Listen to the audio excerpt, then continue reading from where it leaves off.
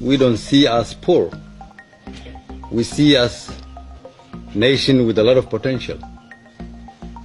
Longest coast in the continent.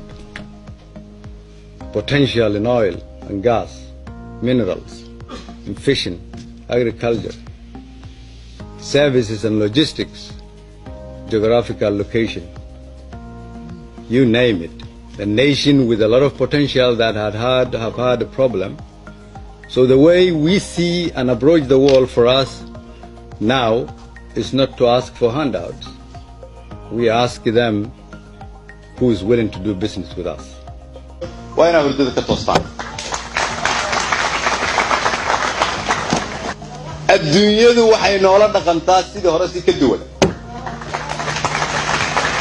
meel walbo aan tagno waana la ciseeyaa waxaana loo ciseeyaa inaan ahayn dawlad wax loo yeeriyo. nalooma sheego go'aanka ummadda Soomaaliyeed aan u gaarayna annaga go'aansana go'aanka aan ummadda Soomaaliyeed u gaarayna.